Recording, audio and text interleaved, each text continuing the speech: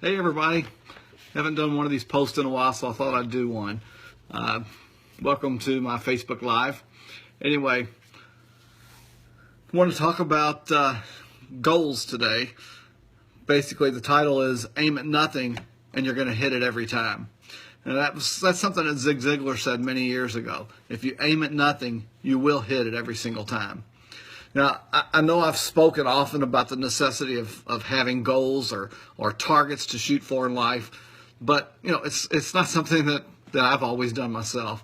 For the majority of my life, and I'm sure it's true for most of you guys as well, that the majority of my life I just kind of cruised along. I just kind of just let life happen. Sure, I've had dreams along the way, and I've actually set some short-term goals from time to time, and I've met them. But for the most part, for most of my life, I never really set life targets to reach, long-term goals. And the sad thing is, now that I'm in the latter half of my 50s, I spend a lot of time, looking back at where I could have been and what I could have done at this point in my life had I just made some definite lifetime goals in the past. I could have done and could have been so much more than what I am right now. Don't get me wrong, folks. Compared to most folks that I know, I've accomplished more in my life than I could have ever imagined back when I was 18 or 22 years old. And I thank God and I thank my wife for that. But even though for the majority of my life I just kind of coasted through, there have been several points in my life where my wife and I together set some targets. We set some short-term goals. And together we did what was necessary to hit those goals. And when I reflect on my life now, I can't help to look at some of the folks around me and where they are and the regrets that they have. That's something I don't want to do when I'm in my 60s and 70s and 80s and 90s. I don't want to sit back and reflect on the things that I could have, should have, or would have done. There's one gentleman that I know, he's now in his late 70s, and he's so beat down by a life of just coasting by that he spends his days now in regret. For the most part, he spends his day numbing his mind watching endless game shows and 70s and 80s sitcoms on TVs. When I sit with him, he always tells me about all the stories about when he was young and when he had a business of his own and the things that he did. And even though he wasn't making a killing back then, he was excited about his life. Now, at some point, after starting a family, he decided to choose the safe life. But he began working for what was at that time one of the most successful companies in Chicago. And don't get me wrong again, he made a good salary working for that company. And he provided really well for his family. They took nice vacations. The kids went to private schools. He provided well for them. However, by the time that his last kid was out of the school, he found himself out of work because that big Fortune 50 company was starting to go through some very hard times, and they began replacing their older, loyal workforce with younger folks that are willing to do the same job at nearly minimum wage. Sounds familiar, doesn't it? That's kind of what we're going through now.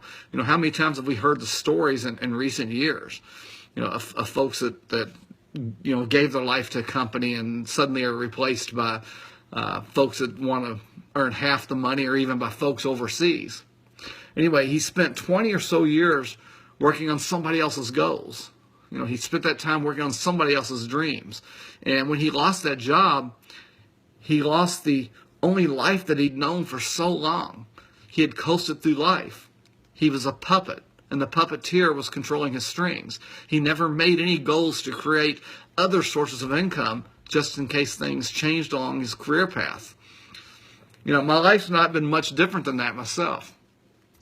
When I was in high school, I had no idea what I wanted to do after I got out of school. The world at that time was telling us to follow the 40-year plan, to go to college and get a degree, and then, find a job with a Fortune 500 company and put in 40 years, and then retire on a pension that we now know is only 40 to 60% of the income we couldn't even afford while we were working. You were barely making ends meet. You were working on somebody else's dream. Anyway, I digress. For me, I was fortunate enough to have a job at a Fortune 50 company before I even graduated from high school. I was set, or at least I thought I was set. A few years into that job, I lost that job during a corporate realignment and downsizing. And at that time, unemployment rate was sky high, higher than it is even now. And without a college degree, nobody was hiring anybody. I still had no idea what type of degree path to follow, so instead I decided to go into business for myself. I set a short-term goal for the first time in my life, and I stuck with that goal. I got my health, life, property, and casualty insurance licenses so I could sell insurance products. And I got my Series 6 and 63 securities license so I could sell mutual funds and variable annuities and some other investment products. Then I went into the financial services business.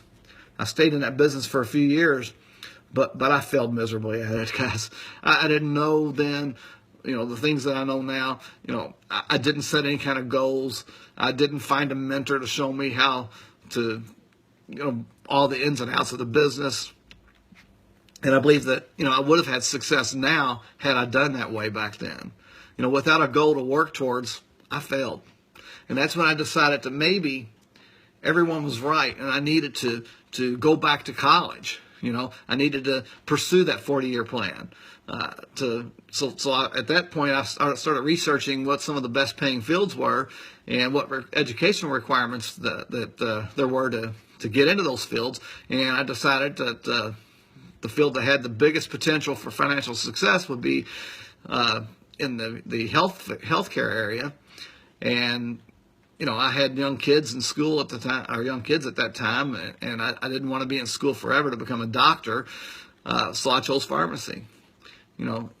I decided that if I really work hard and I took the most classes that I could possibly take, that I could get out of school in 5 or 6 years.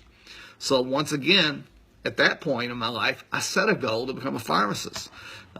This time though, I researched it. I sought out the advice of other people in the field, and I set goals. I put a plan in writing, and then I achieved it. And once I reached that goal, after being introduced to Dave Ramsey's Financial Peace University, my wife and I set a second goal. And this time it was to become debt-free. And we laid out another plan, which included picking up as many extra shifts as I possibly can to follow Dave Ramsey's debt snowball. And as we were pushing that goal along and pursuing it, we revisited it several times to update it, to include private education for our kids, and to build a dream home. But we stuck to the goal, and we had success. We accomplished all the goals that we set out for ourselves. We then set one more goal to fully fund our retirement so we could have a secure future. There was one thing wrong with that goal, and just like some of the others, it depended too much on my pharmacy career. We never made any goals outside of my pharmacy career. No goals to develop other sources of income, just in case. And again, don't get me wrong, pharmacy has been done very well for my family. I can't complain there. But just like that other gentleman that I mentioned before, I never made any career goals beyond becoming a pharmacist. Once I landed that pharmacist job, I just kind of coasted along in that job. And as I mentioned in the past, posts that I've done here, 3 weeks before Christmas back in 2011, I was replaced in that pharmacy job. I was a pharmacy manager, and I was replaced by a new graduate right out of college with a doctorate degree, and he was willing to work for 20 grand less than what I was making. And I found myself unemployed. Again, I hadn't made any career goals. I aimed at nothing, and I achieved that because my credentials were outdated. It took me 2 years to find another job in the pharmacy field. Fortunately, someone was willing to look at all the years of experience that I had and, took that into consideration as being equivalent to having that higher degree. And I did, find another job in pharmacy, and it was actually something that I quite enjoy. So, what's the point of all this rambling? The point is it's not too late. I'm in my later half of my 50s, and I've wasted a lot of my life, but there's still a lot of years ahead of me. I can either sit here and lick my wounds and go through what I coulda, shoulda, woulda, all those scenarios in life, or I can set some goals develop a plan of action and start down a new path. And that's exactly what I'm doing. And no matter what your age is, it's something you should do also. It's never too late to set some goals. It's never too late to plan for the future. We've got a long life ahead of us. Even in my 50s, I've still got a long life ahead of me. So go out, set some goals. Make some determinations of some things that you want to accomplish in life, and sit down and write out a plan and find a way to get to it, and just do it.